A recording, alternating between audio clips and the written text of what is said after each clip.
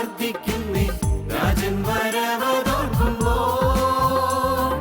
കാന്തനവൻ വരവിൻ കാലങ്ങളേറെയില്ല നാളുകൾ നീളുകില്ല ഹല്ലേലൂയ കാന്തനവൻ വരവിൻ കാലങ്ങളേറെയില്ല നാളുകൾ നീളുകില്ല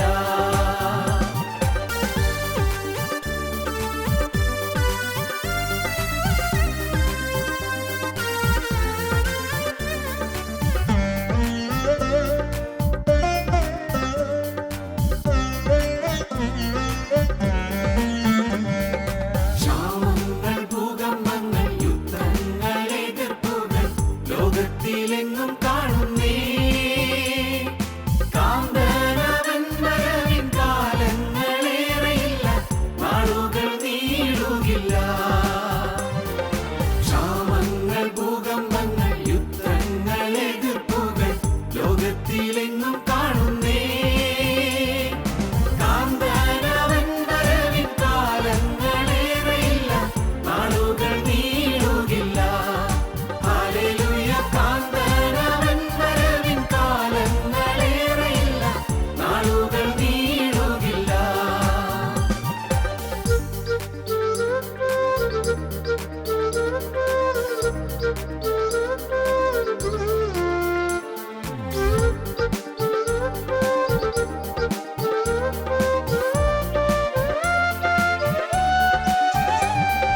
വന്നിടും യേശുരാജൻ തന്നിടും പ്രതിഫലം തന്നോടെ മക്കൾക്കേവർക്കും കാന്തനവൻ വരവിൻ കാലങ്ങളേറെയില്ല നാളുകൾ നീളുകില്ല വന്നിടും യേശുരാജൻ തന്നിടും പ്രതിഫലം തന്നോടെ മക്കൾക്കേവർക്കും കാന്തനവൻ വരവിൻ കാലങ്ങളേറെയില്ല നാളുകൾ നീളുകില്ല ഹല്ലേലൂയ കാന്തനവൻ വരവിൻ കാലങ്ങളേറെയില്ല നാളുകൾ നീളുകില്ല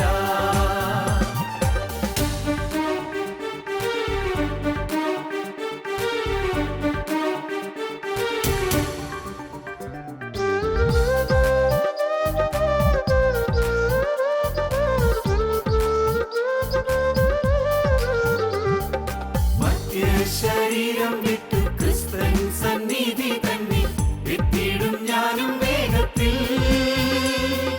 കാന്തനവൻ വരവിൻ കാലങ്ങളേറെയില്ല നാളുകൾ നീളുകില്ല ശരീരം വിട്ടു ക്രിസ്തൻ സന്നിധി തന്നെ എത്തിയിടും ഞാനും വേഗത്തിൽ കാന്തനവൻ വരവിൻ കാലങ്ങളേറെയില്ല നാളുകൾ നീളുകില്ല ഹല്ലേലൂയ കാന്തനവൻ വരവിൻ കാലങ്ങളേറെയില്ല നാളുകൾ നീളുകില്ല ഞങ്ങളും ക്രൂശിക്കപ്പെട്ട ക്രിസ്തുവിനെ പ്രസംഗിക്കുന്നു. ദൈവ തിരുനാമത്തിന് മഹത്വം ഉണ്ടാകട്ടെ. ഉൽപ്പത്തി പുസ്തകം 35-ാം അധ്യായം 14-ാം വാക്യം. അവൻ തന്നോട് സംസാരിച്ചെടുത്ത് യാക്കോബ് ഒരു കൽത്തൂൺ നിർത്തി അതിന്മേൽ ഒരു പാനീയയാഗം ഒഴിച്ചു എണ്ണയും പകർന്നു. ദൈവം തന്നോട് സംസാരിച്ച സ്ഥലത്തിന് യാക്കോബ് ബേഥേൽ എന്ന് പേരിട്ടു. യാക്കോബ് കൽത്തൂണുകൾ നാട്ടി എന്നതിനെക്കുറിച്ച് നാം കഴിഞ്ഞ ചില അവസരങ്ങളിലായി ചിന്തിച്ചു വരികയായിരുന്നു. 4 കൽത്തൂണുകൾ നാട്ടി എന്ന് അന്ന് നാം ആമുഖമായി ധ്യാനിച്ചത് നിങ്ങൾക്ക് ഓർമ്മ കാണുമായിരിക്കും. ഉൽപ്പത്തി പുസ്തകം 28-ാം അധ്യായത്തിൽ 18-ാം വാക്യത്തിലാണ് നാം കണ്ടത്. യാക്കോബ് അതികാലത്ത് എഴുന്നേറ്റ് തലേണയായി വെച്ചിരുന്ന കല്ലെടുത്ത് തൂണായി നിർത്തി അതിന്മേൽ എണ്ണ ഒഴിച്ചു. അവൻ ആ സ്ഥലത്തിന് ബേഥേൽ എന്ന് പേർ വിളിച്ചു. യാക്കോബ് ദൈവത്തോടൊരു നേർച്ച നേർന്നു. 22-ാം വാക്യം. ഞാൻ തൂണായി നിർത്തിയ ഈ കല്ല് ദൈവത്തിൻ്റെ ആലയവുമാകും. നീ എനിക്ക് തരുന്ന സകലത്തിലും ഞാൻ നിനക്ക് ദശാംശം തരും എന്ന് പറഞ്ഞു. യാക്കോബിൻ്റെ ജീവിതത്തിൽ ആദ്യം നാട്ടിയ കൽത്തൂൺ ഉൽപ്പത്തി പുസ്തകം 28-ാം അധ്യായത്തിലാണ് നാം കണ്ടത്. അവിടെ ആ കൽത്തൂൺ നാട്ടിയിട്ട് യാക്കോബ് സ്ഥലത്തിന് ബേഥേൽ എന്ന് പേര് വിളിച്ചു. രണ്ടാമത് യാക്കോബ് നാട്ടിയ കൽത്തൂൺ നാം കാണുന്നത് 31-ാം അധ്യായത്തിലാണ്. 31-ാം അധ്യായത്തിൽ 45-46 വാക്യങ്ങളിൽ, അപ്പോൾ യാക്കോബ് ഒരു കല്ലെടുത്ത് തൂണായി നിർത്തി, കല്ല് കൂട്ടുവീൻ എന്ന് യാക്കോബ് തൻ്റെ സഹോദരന്മാരോട് പറഞ്ഞു. അവർ കല്ലെടുത്തു, ഒരു കൂമ്പാരമുണ്ടാക്കി കൂമ്പാരത്തിന്മേൽ വെച്ച് അവർ ഭക്ഷണം കഴിച്ചു. യാക്കോബിൻ്റെ ജീവിതത്തിലെ രണ്ടാമത്തെ കൽത്തൂൺ ലാബാൻ അമ്മാവനായ ലാബാനുമായി വ്യക്തമായൊരു വേർതിരിവിൻ്റെ ഉടമ്പടി ചെയ്തതായ സ്ഥലമാണ് കൽത്തൂൺ നാട്ടി. മൂന്നാമത്തെ കൽത്തൂണാണ് 35-ാം അധ്യായത്തിൽ നാം കാണുന്നത്. 13-14 വാക്യങ്ങൾ. അവനോട് സംസാരിച്ച സ്ഥലത്ത് നിന്ന് ദൈവം അവനെ വിട്ട് കയറിപ്പോയി.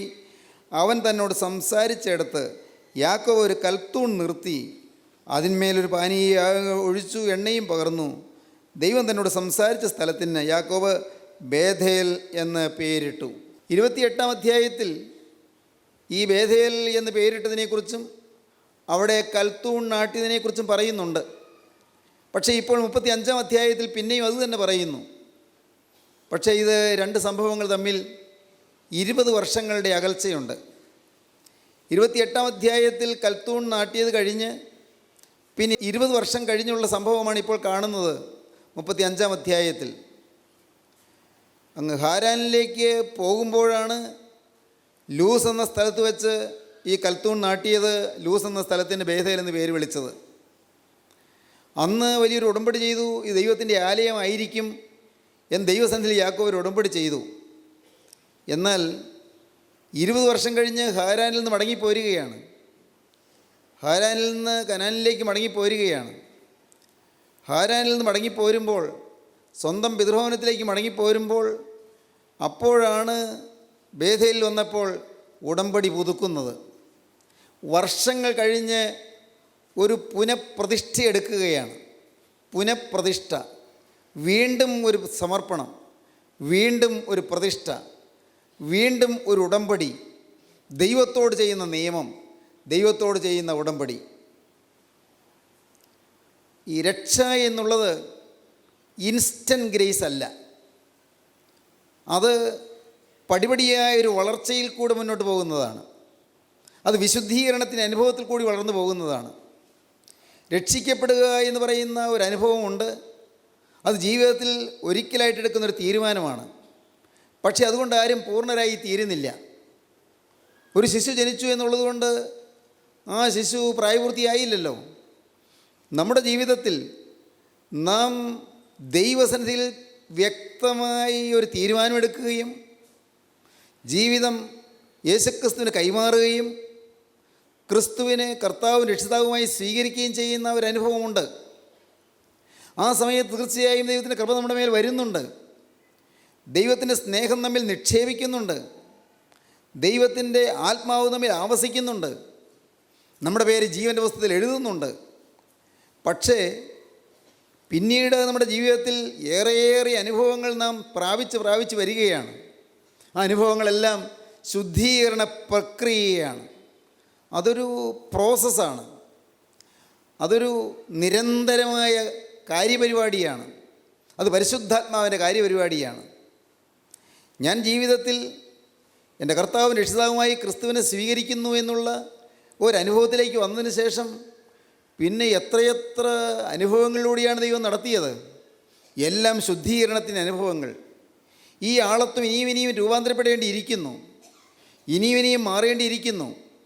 രക്ഷിക്കപ്പെടുക എന്നുള്ള ആ ആദ്യമെടുത്തൊരു തീരുമാനം, ജീവിതത്തിൽ വന്നതായ ആ ഒരു സന്ദർഭത്തിൽ വന്നതായ ഒരു ആത്മീയ അനുഗ്രഹം, അത് പൂർത്തീകരണമല്ല, അത് തികവല്ല, അത് കംപ്ലീഷനല്ല, അത് പെർഫെക്ഷനല്ല. എന്നാൽ നേരെ മറിച്ച് നമ്മുടെ ജീവിതത്തിൽ നിരന്തരം നമ്മൾ ശുദ്ധീകരണം അനുഭവിക്കണം. നമ്മിൽ നിന്ന് പലതും ഇനിയും മാറാനുണ്ട്. കഴിഞ്ഞൊരവസരത്തിൽ ഞാൻ പറഞ്ഞതുപോലെ ലംഘനങ്ങൾ ക്ഷമിച്ചും പാപം മറച്ചും കിട്ടിയവൻ ഭാഗ്യവാനും തിരുവചനം പറയുന്നു. ലംഘനങ്ങൾ കർത്താവ് ക്ഷമിച്ചു തരികയാണ്, പാപം മറച്ചു തരികയാണ്. പാപം മറച്ചു തരിക എന്ന് പറഞ്ഞാൽ എന്താണ്? നമ്മുടെ രക്തത്തിലുള്ളതായ പാപപ്രവണത, പാപ സ്വഭാവം, പാപത്തിൻ്റെ നേച്ചർ, പാപത്തിൻ്റെ പ്രകൃതി അത് മറച്ചു തരികയാണ്. അത് യേശുക്രിസ്തുവിൻ്റെ തിരുരക്തമെന്ന് മറയ്ക്കുകയാണ്. നീതിയിൻ വസ്ത്രത്താൽ നമ്മെ പൊതിയുകയാണ്. നീതിയിൻ വസ്ത്രം കൊണ്ട് നമ്മെ പൊതിയുകയാണ്. നമ്മുടെ ആളത്വത്തിൽ എന്തെല്ലാം പാപത്തിൻ്റെ പ്രകൃതികളുണ്ട്, പാപത്തിൻ്റെ നേച്ചറുണ്ട്, പാപത്തിൻ്റെ സ്വഭാവങ്ങളുണ്ട് എന്നത് വേറെ ആരും കാണാതെ, പിശാച് പോലും കാണാതെ ക്രിസ്തുവിൻ രക്തത്താൽ മറച്ചു തരികയാണ്. പക്ഷേ അതവിടെയുണ്ട്. മറച്ചു തരുന്നു എന്നുള്ളത് കൊണ്ട് അത് തീർന്നില്ല, അത് അവിടെ തന്നെ ഉണ്ട്. എന്നാൽ ഈ പാപത്തിൻ്റെ പ്രകൃതിയിൽ നിന്ന് ഉറന്നു വരുന്നതായ പാപത്തിൻ്റെ ചിന്തകളുണ്ട്, പാപത്തിൻ്റെ വാക്കുകളുണ്ട്, പാപത്തിൻ്റെ പ്രവൃത്തികളുണ്ട്. ഇവയെല്ലാം ലംഘനങ്ങളാണ്. പാപത്തിൻ്റെ ഒരു പ്രവണത എന്നിൽ ഉള്ളത് കൊണ്ടാണ് മനുഷ്യൻ നുണ പറയുന്നത്. പാപത്തിൻ്റെ പ്രവണത ഉള്ളത് കൊണ്ടാണ് കാപട്യം ഭാവിക്കുന്നത്. പാപത്തിൻ്റെ പ്രവണത ഉള്ളത് കൊണ്ടാണ് ദ്രവ്യാഗ്രഹം ഉണ്ടാകുന്നത്. പാപത്തിൻ്റെ പ്രവണത ഉള്ളത് കൊണ്ടാണ് ഒരുവൻ മോഷ്ടിക്കുന്നത്. അത് ലംഘനമാണ്. പാപത്തിൻ്റെ പ്രവണത ഉള്ളത് കൊണ്ടാണ് മറ്റുള്ളവരെ ഉപദ്രവിക്കുന്നത്. പാപത്തിൻ്റെ നേച്ചർ ഉള്ളത് കൊണ്ടാണ് ചിലരെക്കുറിച്ച് ദൂഷ്യം പറയുന്നത്, ദൂഷണം പറയുന്നത്. വാവിഷ്ഠാണമെന്ന് വേദപുസ്തകത്തിൽ പറയുന്ന വാക്ക് ദൂഷണം പറയുക, വാവിഷ്ഠാണം പറയുന്നത്. പാപത്തിൻ്റെ നേച്ചർ ഉള്ളത് കൊണ്ടാണ് നാം പല തിന്മ പ്രവൃത്തികളും ചെയ്തു പോകുന്നത്. അതെല്ലാം ലംഘനങ്ങളാണ്. ലംഘനങ്ങളെല്ലാം ക്ഷമിച്ചു തന്നു. ജീവിതം കർത്താവിന് സമർപ്പിച്ചപ്പോൾ ലംഘനങ്ങളെല്ലാം ക്ഷമിച്ചു തന്നു. പക്ഷേ പാപത്തിൻ്റെ സ്വഭാവം അവിടെയുണ്ട്, പാപം അവിടെയുണ്ട്, സിൻഫുൾ നേച്ചർ അതവിടെയുണ്ട്. എന്നാൽ ഈ പാപത്തിൻ്റെ നേച്ചർ അത് എൻ്റെ രക്തത്തിലുണ്ട് എന്ന് ഞാൻ അറിഞ്ഞ് പാപത്തിൻ്റെ വാക്ക് വരാത്തപ്പോഴും, പാപത്തിൻ്റെ ചിന്ത വരാത്തപ്പോഴും, പാപത്തിൻ്റെ പ്രവൃത്തി വരാത്തപ്പോഴും എൻ്റെ ആളത്വത്തിൽ പാപത്തിൻ്റെ സ്വഭാവമുണ്ട് എന്ന് ഞാൻ അറിഞ്ഞ് ഞാൻ കർത്താവിൻ്റെ പരിശുദ്ധാത്മാവിൻ്റെ കൃപയ്ക്ക് വേണ്ടി നിരന്തരം യാചിക്കുന്നു. അതാണ് ഞാൻ പറഞ്ഞത്, ഇറ്റ്സ് എ ലോങ് പ്രോസസ്സ്. അതൊരു നീണ്ട ശുദ്ധീകരണ പ്രക്രിയയാണ്. വളരെ സുദീർഘമായ, വളരെ നീണ്ടതായ, നിസ്തന്ത്രമായ, മടികൂടാതെ നിരന്തരമായ ഒരു ശുദ്ധീകരണ പ്രവർത്തനമാണ് നമ്മിൽ നടക്കേണ്ടത്. പരിശുദ്ധാത്മാവ് അത് ചെയ്തു തരികയാണ്. ഞാൻ ഓരോ സംഭവത്തിൽ കൂടി ഞാൻ എന്നെ തന്നെ അറിയുന്നു. എൻ്റെ സ്വഭാവത്തിൽ ഇന്ന പാപ പ്രവണതയുണ്ട് എന്ന് ഞാൻ അറിയുന്നു. ഓരോ കാര്യത്തിൽ കൂടി ഞാൻ എന്നെ തന്നെ ഗ്രഹിക്കുന്നു. എൻ്റെ സ്വാർത്ഥത ഞാൻ മനസ്സിലാക്കുന്നു. എൻ്റെ ദ്രവ്യാഗ്രഹം ഞാൻ മനസ്സിലാക്കുന്നു. എൻ്റെ വ്യാജഭാവം ഞാൻ മനസ്സിലാക്കുന്നു. എൻ്റെ കാപട്യം ഞാൻ മനസ്സിലാക്കുന്നു. മറ്റുള്ളവരെ തരം താഴ്ത്തി കാണുന്ന എൻ്റെ സ്വഭാവത്തിലുള്ള ന്യൂനത ഞാൻ മനസ്സിലാക്കുന്നു. മറ്റുള്ളവരെ ആദരിക്കാത്തതായ എൻ്റെ പ്രവണത ഞാൻ മനസ്സിലാക്കുന്നു. സ്നേഹശൂന്യത, സ്നേഹമില്ലായ്മ ഞാൻ മനസ്സിലാക്കുന്നു. ഇങ്ങനെ അനേകം കാര്യങ്ങൾ എൻ്റെ ഉള്ളിൽ തന്നെ ഇപ്പോഴും നിൽക്കുന്നുണ്ട് എന്ന് ഞാൻ മനസ്സിലാക്കുന്നു. ഓരോന്നോരോന്ന് മനസ്സിലാക്കും തോറും ഞാൻ കർത്താവിൻ്റെ കൃപയ്ക്ക് വേണ്ടി യാചിച്ചുകൊണ്ട് കർത്താവേ ഇതെനിക്ക് മാറ്റി തരണമേ എന്ന് പ്രാർത്ഥിക്കുന്നു. അതാണ് പ്രാർത്ഥനാ ജീവിതം. വെറുതെ ചില വാക്കുകൾ പറയുന്നതല്ല പ്രാർത്ഥന. എന്നിലുള്ളതായ, എൻ്റെ സ്വഭാവത്തിലുള്ളതായ മാലിന്യങ്ങൾ ഇന്നിന്നതെല്ലാം ഉണ്ടല്ലോ ഇപ്പോഴുമെന്ന് അറിഞ്ഞുകൊണ്ട് ഞാൻ പ്രാർത്ഥിക്കുന്നു, നിരന്തരം പ്രാർത്ഥിക്കുന്നു. പരിശുദ്ധാത്മാവേ ഇതിൻ്റെ കൃപ തരണമേ എന്ന് യാചിക്കുന്നു. ഇങ്ങനെ നിരന്തരം യാചിച്ച് പരിശുദ്ധാത്മാവിൻ്റെ നൽവരത്താൽ, പരിശുദ്ധാത്മാവിൻ്റെ തീ എൻ്റെ ശരീരത്തിൽ, എൻ്റെ രക്തത്തിൽ കൂടി ഒഴുകി എൻ്റെ സ്വഭാവത്തിൽ ലയിച്ച് എൻ്റെ എല്ലാ കോശങ്ങളിലും നിറഞ്ഞ് പരിശുദ്ധാത്മാവ് കരിക്കട്ടയായി എന്നെ തീക്കട്ടയാക്കി മാറ്റുന്നു. അങ്ങനെ നിരന്തരം തീ പിടിച്ച് വരുന്നു. അതാണ് ശുദ്ധീകരണ പ്രക്രിയ എന്ന് പറയുന്നത്. ദൈവത്തിന് സ്തോത്രം. യാക്കോബിൻ്റെ ജീവിതത്തിൽ വ്യക്തമായിട്ട് കാണാം അത്. ഈ 20 കൊല്ലം യാക്കോബ് പല സംഭവങ്ങളിലൂടെ, പല അനുഭവങ്ങളിലൂടെ ഇങ്ങനെ കടന്നു പോവുകയാണ്. എന്തെന്നെല്ലാം സംഭവങ്ങളാണ്, ഏതെല്ലാം കാര്യങ്ങളാണ്. അന്ന് യാക്കോബ് ആദ്യം ബേഥേലിൽ എത്തിയപ്പോൾ അന്ന് കൽത്തൂൺ നാട്ടി, അന്ന് തീരുമാനമെടുത്തു, ദൈവത്തോട് ചില സമർപ്പണങ്ങൾ പറഞ്ഞു. ദൈവസന്നിധിയിൽ വ്യക്തമായ ഒരു പ്രതിഷ്ഠയാണ് എടുത്തത്. ഇത് ദൈവത്തിൻ്റെ ആലയമായിരിക്കുമെന്ന് പറഞ്ഞു. ഇതെല്ലാം കഴിഞ്ഞിട്ട് പിന്നുള്ള 20 കൊല്ലങ്ങൾ യാക്കോബ് ചിന്തിച്ചു നോക്കിയപ്പോൾ എത്രയെത്ര തെറ്റുകളാണ് സംഭവിച്ചത്. ജീവിതം മാറിയിട്ടില്ല, ജീവിതം രൂപാന്തരപ്പെട്ടിട്ടില്ല. യാക്കോബ് ഇപ്പോൾ 20 കൊല്ലങ്ങൾക്ക് ശേഷം യാക്കോബ് ഒരു പുനഃപ്രതിഷ്ഠയെടുത്തു. അതാണ് 35-ാം അധ്യായത്തിൽ അന്ന് ചിന്തിച്ച് കണ്ടത്. നമുക്ക് നോക്കാം, ഒന്ന് വായിക്കാം. 2-ാം വാക്യം മുതൽ വായിക്കാം. അപ്പോൾ യാക്കോബ് തൻ്റെ കുടുംബത്തോടും കൂടെയുള്ള എല്ലാവരോടും, നിങ്ങളുടെ ഇടയിലുള്ള അന്യദേവന്മാരെ നീക്കിക്കളഞ്ഞ് നിങ്ങളെ ശുദ്ധീകരിച്ച വസ്ത്രം മാറുവിൻ, നാം പുറപ്പെട്ട് ബേഥേലിലേക്ക് പോകാം. നിങ്ങളെ തന്നെ ശുദ്ധീകരിച്ച് വസ്ത്രം മാറുവീൻ. ശുദ്ധീകരണം നടക്കട്ടെ. നിങ്ങൾ അന്യദേവന്മാരുണ്ട്. ദൈവത്തെക്കാൾ കൂടുതൽ എന്തിനെ സ്നേഹിക്കുന്നുവോ അത് അന്യദേവന്മാരാണ്, അത് വിഗ്രഹങ്ങളാണ്. ദൈവത്തെക്കാൾ എന്തിനെ സ്നേഹിക്കുന്നുവോ, ആരെ സ്നേഹിക്കുന്നുവോ അതൊരു വിഗ്രഹമാണ്. നിങ്ങളുടെ ജീവിതത്തിൽ വിഗ്രഹങ്ങളുണ്ട്. യാക്കോബ് പറഞ്ഞു, നിങ്ങളെ തന്നെ ശുദ്ധീകരിക്കൂ. ശുദ്ധീകരിച്ചിട്ട് നിങ്ങൾ വസ്ത്രം മാറുവീൻ. യാക്കോബ് ഇക്കാര്യം പറഞ്ഞ് ശുദ്ധീകരണ പ്രവർത്തനോടെ നടത്തുകയാണ്. എന്താണ് ചെയ്തത്? അവരുടെ കാതുകളിലെ കുണുക്കുകൾ, വിഗ്രഹങ്ങൾ, ഗ്രഹബിംബങ്ങൾ, മിഥ്യാപൂജയ്ക്കുള്ളതായ പല വസ്തുക്കൾ, എല്ലാം അവരുടെ കയ്യിലുണ്ടായിരുന്നത്. ഹാരാനിൽ പാർത്ത കാലത്ത്, വിഗ്രഹാരാധികളുടെ ഇടയിൽ പാർത്ത കാലത്ത്, ഈ കഴിഞ്ഞ 20 കൊല്ലമായി നേടിയെടുത്തതായ കുറേയേറെ പാപത്തിൻ്റെ കൂമ്പാരങ്ങളുണ്ട്, വിഗ്രഹങ്ങളുണ്ട്. അതെല്ലാം കൊണ്ടുവരാൻ പറഞ്ഞു. എല്ലാം കൊണ്ടുവന്നു. എല്ലാം കൊണ്ടുവന്ന് അവിടെ കരുവേലകത്തിൻ കീഴിൽ കുഴിച്ചിട്ടു. എല്ലാം കുഴിച്ചു മൂടി. പ്രിയപ്പെട്ടവരെ, നമ്മുടെ ജീവിതത്തിൽ, ഓരോരുത്തരുടെയും ജീവിതത്തിൽ നാം ഇനിയും കുഴിച്ചു മൂടേണ്ടതായ ചില വിഗ്രഹങ്ങളുണ്ട് എന്ന് നാം കണ്ടെത്തുക. ഇനിയും കുഴിച്ചു മൂടേണ്ടത്, ഇനിയും ഒരിക്കലും പൊങ്ങി വരാതെ വണ്ണം മറിച്ച് താഴ്ത്തിക്കളയേണ്ടത് ചിലതെല്ലാം നമ്മുടെ ജീവിതത്തിൽ ഇനിയും ഉണ്ട്. അവ നാം ഓരോന്നോരോന്നായി കൊണ്ടുവന്ന് കർത്താവിൻ്റെ ബലിപീഠത്തിന് മുൻപാകെ ക്രൂസിൻ്റെ ചുവട്ടിൽ നാം അർപ്പണം ചെയ്യണം. അവയെല്ലാം കുഴിച്ചു മൂടണം. ആ കുരിശിൽ നിന്ന് ഒഴുകുന്ന തിരക്തത്താൽ എല്ലാം തീർന്നു പോകണം, കത്തിപ്പോകണം, എല്ലാം ദഹിച്ചു പോകണം. അത് സംഭവിക്കേണ്ട കാര്യമാണ്, നമ്മുടെ ജീവിതത്തിൽ നടക്കേണ്ടതാണ്. യാക്കോബ് എല്ലാം കൊണ്ടുവന്ന് കുഴിച്ചു മൂടി. ആ കുഴിച്ചു മൂടിയ കൂട്ടത്തിൽ യാക്കോബ് അറിഞ്ഞില്ല, എല്ലാം കൊണ്ടുവന്നു. മൂടിയ കൂട്ടത്തിൽ റാഹേൽ അപ്പൻ്റെ അടുക്കൽ നിന്ന് കൊണ്ടുവന്ന്, യാക്കോബിൻ്റെ ഇഷ്ടഭാര്യയായ റാഹേൽ കൊണ്ടുവന്ന് ഗ്രഹബിംബങ്ങളും ഉണ്ടായിരുന്നു. അതും കൊണ്ടുവന്നു. പാളയത്തിനകമെല്ലാം ഒരു ശുദ്ധീകരണം നടന്നു. വളരെ മനോഹരമായ ഒരു സംഭവമാണ്. പാളയത്തിനകമെല്ലാം ഒരു ശുദ്ധീകരണം നടന്നു. ഇതെല്ലാം കഴിഞ്ഞ് നാം വായിക്കുന്നുണ്ട് 35-ാം അധ്യായത്തിൽ 9-ാം വാക്യം മുതൽ വായിക്കുമ്പോൾ നമുക്ക് കാണാം മനോഹരമായൊരു വാക്യം. യാക്കോബ് പദ്ദൻഅരാമിൽ വന്ന ശേഷം ദൈവം അവന് പിന്നെയും പ്രത്യക്ഷനായി അവനെ അനുഗ്രഹിച്ചു. ദൈവത്തിന് സ്തോത്രം. യാക്കോബിനെ ദൈവം അനുഗ്രഹിച്ചു. ശുദ്ധീകരണം നടക്കുമ്പോഴാണ് അനുഗ്രഹം. പ്രിയപ്പെട്ടവരെ, നിങ്ങൾ ദയവായി ശ്രദ്ധിക്കൂ. ശുദ്ധീകരണം നടക്കുമ്പോഴാണ് അനുഗ്രഹം. നമുക്കെല്ലാം അനുഗ്രഹം വേണം. പലതരത്തിലുള്ളതായ അനുഗ്രഹങ്ങൾ നമുക്ക് വേണം. ഏതെല്ലാം അനുഗ്രഹങ്ങളാണ് നമുക്ക് വേണ്ടത്? നമ്മുടെ ഹൃദയത്തിൻ്റെ ആഗ്രഹങ്ങൾ എന്തെല്ലാമാണ്? ദൈവം നമുക്ക് ചെയ്തു തരേണ്ട കാര്യങ്ങൾ എന്തെല്ലാമാണ്? നമുക്കെല്ലാവർക്കും അനുഗ്രഹം വേണം. കുടുംബത്തിൽ സ്വൈര്യം വേണം, കുടുംബത്തിൽ സമാധാനം വേണം, മക്കൾ നന്നായി വളർന്നു വരണം, അവർ നല്ല പഠിക്കുന്നവരായി തീരണം, നല്ല നാളുകൾ, നല്ല ശോഭനമായ ഭാവി നേടിയെടുക്കുന്നവരായി തീരണം, അവരുടെ ഭാവി അനുഗ്രഹീതമായി തീരണം, നമ്മുടെ കുടുംബത്തിൽ ഐശ്വര്യം പുലരണം. ഇന്ന് നമുക്ക് എന്ത് സമ്പാദിച്ചാലും കയ്യിൽ നിൽക്കുന്നില്ല, എല്ലാം കൈ ചോർന്നു പോകുന്നു. എന്നാൽ കയ്യിൽ എല്ലാം തങ്ങുന്നൊരു നല്ല കാലം വരണം. നമ്മുടെ ആവശ്യങ്ങളെല്ലാം നിറവേറാൻ പൈസ ഉണ്ടാകണം, നമ്മുടെ രോഗം മാറണം, നമുക്ക് കുഞ്ഞുങ്ങളുണ്ടാകണം, നമ്മുടെ കുഞ്ഞുങ്ങളുടെ വിവാഹം നടക്കണം. പല പല കാര്യങ്ങൾ നമുക്ക് ആഗ്രഹങ്ങളുണ്ട്, ഭൗതികമായ ആഗ്രഹങ്ങൾ. അതിനെല്ലാം അപ്പുറത്ത് നമുക്ക് ആത്മീയമായ ആഗ്രഹങ്ങളുണ്ട്.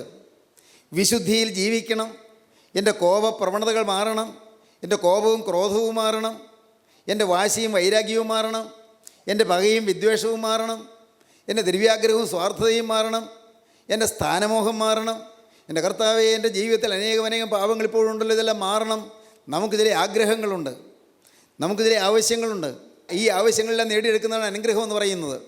ഇവിടെ വായിക്കുന്നു, ദൈവം യാക്കോബിനെ പിന്നെയും അനുഗ്രഹിച്ചു. ദൈവത്തിന് സ്തോത്രം. യാക്കോബിനെ ദൈവം അനുഗ്രഹിക്കുകയാണ്. ദൈവം എന്നും അനുഗ്രഹിക്കുന്നവനാണ്. അനുഗ്രഹിക്കുക എന്നുള്ളതാണ് ദൈവത്തിൻ്റെ അത്ഭുതകരമായ സ്നേഹത്തിൻ്റെ പ്രവൃത്തി. നിങ്ങൾ ദയവായി മനസ്സിലാക്കൂ, നിങ്ങൾക്ക് അനുഗ്രഹം വേണം എങ്കിൽ അനുഗ്രഹിക്കാൻ യേശു വന്നിട്ടുണ്ട്. അനുഗ്രഹിക്കാൻ യേശു നിങ്ങളുടെ അരികത്ത് നിൽക്കുന്നുണ്ട്. അനുഗ്രഹിക്കാൻ യേശുവിൻ്റെ കരം നീട്ടുന്നുണ്ട്. എന്താണ് നാം ചെയ്യേണ്ടത്? യാക്കോബ് ചെയ്തതുപോലെ കർത്താവിൻ്റെ സന്നിധിയിൽ നമ്മെ തന്നെ ശോധന ചെയ്ത് സകല വിഗ്രഹങ്ങളെയും കുരിശിൻ ചുവട്ടിൽ കുഴിച്ചു മൂടുക. അനുഗ്രഹം കിട്ടും. അനുഗ്രഹിച്ചു എന്നാണ് പറയുന്നത്. ആ വാക്ക് അണ്ടർലൈൻ ചെയ്യേണ്ട വാക്കാണ്, വേദപുസ്തകത്തിൽ അടിയിൽ വരയ്ക്കേണ്ട വാക്കാണ്. യാക്കോബ് പദ്ദൻഅരാമിൽ നിന്ന് വന്ന ശേഷം ദൈവം അവന് പിന്നെയും പ്രത്യക്ഷനായി അവനെ അനുഗ്രഹിച്ചു. ദൈവം അനുഗ്രഹിച്ചു. സ്നേഹിതരെ, നിങ്ങളെ കർത്താവ് അനുഗ്രഹിക്കട്ടെ. ശുദ്ധീകരണം നിങ്ങളിൽ നടക്കട്ടെ. നിങ്ങളുടെ പ്രവണതകൾ നിങ്ങൾ കാണട്ടെ. ഇന്ന് നിങ്ങളിൽ ദൈവം പ്രസാദിക്കാത്തതായുള്ള സ്വഭാവങ്ങൾ ദൈവം അറിയട്ടെ, നിങ്ങളെ അറിയിച്ചു തരട്ടെ, ദൈവം നിങ്ങൾ കാണിച്ചു തരട്ടെ, ദൈവം നിങ്ങൾക്ക് ഒരു ശരിയായ സുബോധം തരട്ടെ, നിങ്ങൾക്ക് ദൈവം പാവബോധം തരട്ടെ, നിങ്ങൾക്ക് ദൈവം കുറ്റബോധം തന്ന ഒരു എളിമ തരട്ടെ. യാക്കോബിനെ ദൈവം അനുഗ്രഹിച്ചു. ദൈവം യാക്കോബിനോട് എന്ത് പറഞ്ഞു? ദൈവം അവനോട് നിന്റെ പേര് യാക്കോബ് എന്നല്ലോ, ഇനി നിനക്ക് യാക്കോബ് എന്നല്ല ഇസ്രായേൽ എന്ന് തന്നെ പേരാകണമെന്ന് കൽപ്പിച്ച് അവന് ഇസ്രായേൽ എന്ന് പേരിട്ടു. അതും വളരെ മനോഹരമായൊരു കാര്യമാണ്. 32-ാം അധ്യായം വായിക്കുമ്പോൾ നാം കാണുന്നുണ്ട്, ഇനി നിൻ്റെ പേര് യാക്കോബ് എന്നല്ല, നിൻ്റെ പേര് ഇസ്രായേൽ എന്ന് വിളിക്കപ്പെടും എന്ന് ദൈവം പറഞ്ഞത് 32-ാം അധ്യായം 28-ാം വാക്യത്തിൽ നിന്ന് കാണുന്നുണ്ട്. നമുക്ക് വായിക്കാം. 32-ാം അധ്യായം 28-ാം വാക്യം.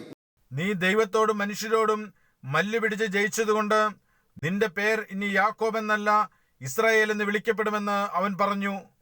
ഇസ്രായേൽ എന്ന് നിൻ്റെ പേര് വരുമെന്ന് ദൈവം പറഞ്ഞു. അത് മുമ്പൊരവസരത്തിൽ ഉണ്ടായതാണ്. മുമ്പൊരവസരത്തിൽ ദൈവം അവന് വെളിപ്പെട്ട് അവനോട് സംസാരിച്ചതാണ്. നിൻ്റെ പേരിനി യാക്കോബ് എന്നല്ല, നിൻ്റെ പേര് ഇസ്രായേൽ എന്നാകും. പക്ഷേ ഇത്രയും കാലം യാക്കോബിനെ ഇസ്രായേൽ എന്നല്ല കർത്താവ് പിന്നെ വിളിച്ചത്, പിന്നെയും യാക്കോബ് യാക്കോബ് എന്ന് വിളിച്ചു. അവൻ്റെ ജീവിതത്തിൽ ശുദ്ധീകരണം നടക്കണം. ദൈവം നമുക്ക് പുതിയ പേര് തരാൻ ആഗ്രഹിക്കുന്നുണ്ട്. നമുക്ക് പുതിയ പേരിൻ്റെ വാഗ്ദത്തം തന്നിട്ടുണ്ട്. പക്ഷേ അത് നമ്മിൽ നിലനിൽക്കണമെങ്കിൽ, നമുക്കത് സ്വന്തമായി അനുഭവമാകണമെങ്കിൽ നമ്മിൽ ശുദ്ധീകരണം നടക്കണം. ഇപ്പോൾ ദൈവം പറയുകയാണ്, 35-ാം അധ്യായത്തിൽ വന്നപ്പോൾ ദൈവം പറയുകയാണ്, ഇനി നിനക്ക് യാക്കോബ് എന്നല്ല ഇസ്രായേൽ എന്ന് തന്നെ പേരാകണമെന്ന് കൽപ്പിച്ച് അവൻ ഇസ്രായേൽ എന്ന് പേരിട്ടു. പ്രിയപ്പെട്ടവരെ, ദൈവം ഇതിനു മുൻപ് അവൻ ഇസ്രായേൽ എന്ന് പേര് കൊടുത്തതായിരുന്നല്ലോ. പിന്നെ എന്തിനാണ് ഇപ്പോൾ വീണ്ടും പേര് അങ്ങനെ തന്നെ പറയുന്നത്? അവൻ്റെ ജീവിതത്തിൽ ദൈവം കൊടുക്കാനുള്ളത് കൊടുത്തെങ്കിലും അവനത് സ്വന്തമായി അനുഭവമാക്കിയില്ല. നിങ്ങൾ അനേകം പേർക്ക് ദൈവം അനുഗ്രഹങ്ങൾ തന്നിട്ടുണ്ട്, പക്ഷേ നിങ്ങൾ പലരും അത് അനുഭവമാക്കിയില്ല. ദൈവം നിങ്ങൾക്ക് വാഗ്ദത്തങ്ങൾ തന്നു. ദൈവം വലിയ വലിയ പ്രതീക്ഷകൾ നിങ്ങളിൽ പുലർത്തി, വലിയ ആശയോടെ നിങ്ങൾ വീണ്ടെടുത്തു. വളരെ ആഗ്രഹത്തോടെ കർത്താവ് തൻ്റെ ജനമായി ചേർത്തു, നിങ്ങളെ ചേർത്തണച്ച് കർത്താവ് തൻ്റെ മഹത്വമുള്ള വേല പരമേൽപ്പിച്ചു. പക്ഷേ ദൈവത്തിൻ്റെ ആഗ്രഹം നിങ്ങൾ നിറവേറ്റിയില്ല, നിങ്ങൾ അനുഭവിച്ചില്ല. ഇപ്പോൾ കർത്താവ് ശുദ്ധീകരണം തന്നിട്ട് കർത്താവ് പറയുന്നു, ഇനി നിനക്ക് ആ പേര് തന്നെയാകും, പുതിയ പേര് തന്നെയാകും. ഇസ്രായേൽ എന്ന് പേര് വിളിച്ചു. ദൈവത്തിന് സ്തോത്രം. ഇന്ന് എൻ്റെ സഹോദരീ സഹോദരന്മാരെ, നിങ്ങൾ ദയവായി നിങ്ങളുടെ ജീവിതത്തിലേക്ക് നിങ്ങൾ തിരിഞ്ഞു നോക്കൂ. നിങ്ങൾ ദയവായി ഒന്ന് ശ്രദ്ധിക്കൂ. എൻ്റെ കർത്താവേ, കഴിഞ്ഞ കാലങ്ങളിൽ ഞാൻ പല തീരുമാനങ്ങൾ എടുത്തു. കഴിഞ്ഞ കാലങ്ങളിൽ നീ എനിക്ക് പല വാഗ്ദാനങ്ങൾ തന്നു. എന്നെ നീ അനുഗ്രഹിച്ചു. എന്നെക്കുറിച്ച് വലിയ പ്രതീക്ഷകൾ നീ പുലർത്തി. വലിയ ആശകൾ നിനക്കുണ്ടായെന്നും അറിയിച്ചു. എന്നാൽ ഇതുവരെയോ ഒന്നും നിറവേറിയില്ല. ഇതുവരെയോ ഒന്നും അനുഭവിക്കാൻ എനിക്ക് കഴിഞ്ഞില്ല. എന്നാൽ ഇന്ന് ഞാനിപ്പോൾ ഈ വചനം കേൾക്കുമ്പോൾ, നൂറ്റാണ്ടുകൾക്ക് മുൻപ് ഗോത്രപിതാക്കന്മാരുടെ അപ്പനായ യാക്കോബിന് കൊടുത്തതായ ആ അത്ഭുതകരമായ അനുഭവം ഇന്നെനിക്ക് തരണം. എൻ്റെ ജീവിതത്തിൽ നീ തരണം. കർത്താവേ, എനിക്ക് പുതിയ പേര് നീ പ്രതിഷ്ഠിച്ചു തരണം. യേശുക്രിസ്തുവിൻ്റെ നാമം നെറ്റിയിലുള്ളതായ ആ അനുഗ്രഹീതമായ അനുഭവത്തിൻ്റെ ധന്യത ഇന്ന് നീ എനിക്ക് തരണം. യേശുക്രിസ്തുവിൻ്റെ നാമം ശിരസിൽ വഹിക്കുവാൻ എന്നെ നീ യോഗ്യനാക്കി തീർക്കണം. ഇവൻ യഹോവയ്ക്ക് വിശുദ്ധം, ഇവൾ യഹോവയ്ക്ക് വിശുദ്ധം, ഇത് യഹോവയ്ക്ക് വിശുദ്ധമെന്ന് നെറ്റിപ്പട്ടം കെട്ടുന്ന അപ്പോസ്തലനായ പൗലോസ് കോരിന്ത്യർ ലേഖനത്തിൽ പറയുന്ന ആ സ്വർഗീയമായ ശ്രേഷ്ഠാനുഭവം നീ എനിക്ക് തരണം. കർത്താവേ, നിനക്ക് വിശുദ്ധനായി, നിൻ്റെ ഒരു ശുദ്ധിമതിയായി എൻ്റെ നാളുകൾ ഇനി കഴിപ്പാൻ എനിക്ക് നീ ഭാഗ്യം തരണം. എന്നെ നീ ഒന്ന് കഴുകിയെടുക്കണം, എന്നെ നീ ഒന്ന് ശുദ്ധീകരിച്ചെടുക്കണം. ദൈവത്തിന് സ്തോത്രം. ദൈവത്തിൻ്റെ ഇഷ്ടമോ നിങ്ങളുടെ ശുദ്ധീകരണം തന്നെ. ദൈവത്തിന് സ്തോത്രം. ഇനി നിനക്ക് ഇസ്രായേൽ എന്ന് തന്നെ പേരാകും. ആ പേര് തന്നെ അവനിട്ടു. പ്രിയപ്പെട്ടവരെ, വിഗ്രഹങ്ങൾ മാറിയാൽ പുതിയ പേര് ഉറപ്പാകും, പുതിയ പ്രതിഷ്ഠ. ആ പുതിയ പ്രതിഷ്ഠയുടെ സ്ഥലത്തിന് യാക്കോബ് ബേഥേൽ എന്ന് പേര് വിളിച്ചു. 20 വർഷം മുമ്പ് അതേ പേര് വിളിച്ചതായിരുന്നു. പക്ഷേ ഇപ്പോൾ ആ പേര് പിന്നെയും വിളിക്കുന്നു. ഇന്ന് എൻ്റെ സഹോദരീ സഹോദരന്മാരെ, നിങ്ങളുടെ ജീവിതത്തിൽ വർഷങ്ങൾക്ക് മുൻപെടുത്ത സമർപ്പണം ഇന്ന് നിങ്ങൾ പുതുക്കുന്ന ദിവസമായി തീരട്ടെ. പുനഃപ്രതിഷ്ഠയുടെ ദിവസമായി തീരട്ടെ. പുതിയ സമർപ്പണത്തിൻ്റെ ദിവസമായി തീരട്ടെ. പുതിയ തീരുമാനത്തിൻ്റെ ദിവസമായി തീരട്ടെ. പണ്ടെടുത്ത സമർപ്പണം പുതുക്കുന്ന ദിവസമായി തീരട്ടെ. പണ്ട് ദൈവത്തോട് പറഞ്ഞ വാക്ക് പുതുക്കുന്ന അനുഭവമായി തീരട്ടെ. ഇന്ന് ക്രിസ്തുവിൻ്റെ സ്നേഹം നിങ്ങളുടെ തലമേൽ വരുവാൻ സംഗതിയാകട്ടെ. യേശു ക്രിസ്തുവിൻ്റെ ആത്മാവ് നിങ്ങൾ ആവസിക്കാൻ ഇടയാകട്ടെ. പ്രിയപ്പെട്ടവരെ, യാക്കോബിന് കിട്ടിയ അനുഗ്രഹം, അവൻ്റെ ജീവിതത്തിലെ മാലിന്യങ്ങൾ മാറ്റിയപ്പോൾ അവൻ ലഭിച്ചതായ അനുഗ്രഹം ഇന്ന് നമുക്ക് ഓരോരുത്തർക്കും ലഭിക്കട്ടെ. നിങ്ങളുടെ മേൽ കർത്താവിൻ്റെ ആണിപ്പാടുള്ള കരം വയ്ക്കട്ടെ.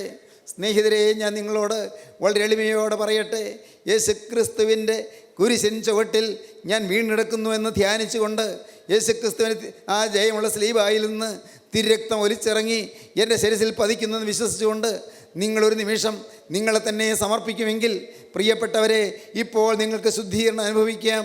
നിങ്ങൾക്ക് പുതിയ പേര് നിങ്ങൾക്ക് ലഭിക്കും. ഇപ്പോൾ യേശുക്രിസ്തുവിൻ്റെ രക്തം നിങ്ങളെ കഴുകി വെടിപ്പാക്കും. തെറ്റുകൾ സംഭവിച്ചു പോയി, പാപങ്ങൾ വന്നുപോയി, ദൈവത്തോട് വാക്ക് പറഞ്ഞതിന് ശേഷം പല കാര്യങ്ങളിലും പിന്മാറിപ്പോയി. ശരിയാണ് കർത്താവേ, സത്യം, പിന്മാറ്റങ്ങൾ വന്നുപോയി, തെറ്റുകൾ സംഭവിച്ചു പോയി. എന്നാൽ ഞാനിതാ തിരുമുൻപാകെ വരുന്നു, കുരിശിൻ ചുവട്ടിൽ ഞാനിതാ മുട്ടുമടക്കുന്നു. യേശുവേ, സ്നേഹമൊഴുകുന്ന കുരിശിൻ ചുവട്ടിൽ, തിരുരക്തം വാർന്നൊലിക്കുന്ന കുരിശിൻ ചുവട്ടിൽ ഞാനിതാ വീഴുന്നു. നാഥാ, നീ എന്നെ തൊടണമേ, തിരുരക്തത്താൽ എന്നെ കഴുകണമേ, എൻ്റെ പേര് പുതുക്കി തരണമേ, പണ്ടത്തെ പ്രതിഷ്ഠയിലേക്ക് എന്നെ മടക്കിക്കൊണ്ടുവന്ന് എനിക്കൊരു പുനഃസമർപ്പണം തരണമേ. നിങ്ങൾ പ്രാർത്ഥിക്കൂ പ്രിയപ്പെട്ടവരെ. നിങ്ങളുടെ മേലെ യേശുവിൻ്റെ തിരുരക്തം പതിയുന്നത് നിങ്ങൾക്ക് അനുഭവിക്കാം.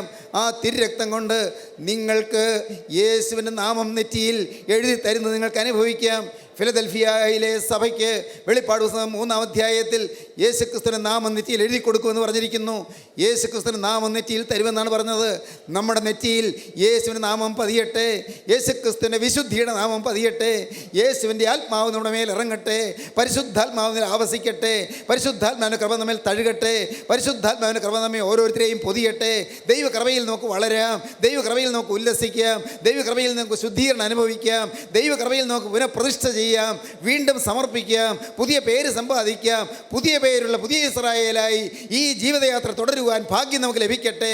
അന്ത്യനാളിൽ ഇവിടെ കയറി വരുവീരെന്നുള്ള ശബ്ദം കേട്ടുകൊണ്ട് പറന്നുയരുന്ന വിശുദ്ധന്മാരുടെ നിരയിൽ പറക്കാൻ നമുക്ക് ഭാഗ്യം ലഭിക്കട്ടെ. അതിനായി നമ്മെ തന്നെ സമർപ്പിക്കാം, നമുക്ക് പ്രാർത്ഥിക്കാം. കരുണയുള്ള കർത്താവേ, ഈ മനോഹരമായ സമയത്തിനായി ഞങ്ങൾ നിന്നെ സ്തുതിക്കുന്നു. അവിടുത്തെ ജീവൻ്റെ അരുളപ്പാടുകൾക്കായി ഞങ്ങൾ നിന്നെ സ്തുതിക്കുന്നു. സ്നേഹം നിറഞ്ഞ സന്ദേശത്തിനായി ഞങ്ങൾ നിന്നെ സ്തുതിക്കുന്നു. ഞങ്ങൾക്ക് പുനഃപ്രതിഷ്ഠ തരുന്ന കൃപയ്ക്കായി ഞങ്ങൾ നിന്നെ സ്തുതിക്കുന്നു. എല്ലാവരെയും വാഴ്ത്തണമേ, എല്ലാവരെയും അനുഗ്രഹിക്കണമേ. നാഥാ, തിരുരക്തത്താൽ കഴുകി വെടിപ്പാക്കണമേ. യേശുക്രിസ്തുവിൻ്റെ പരിശുദ്ധമായ നാമത്തിൽ തന്നെ, ആമീൻ.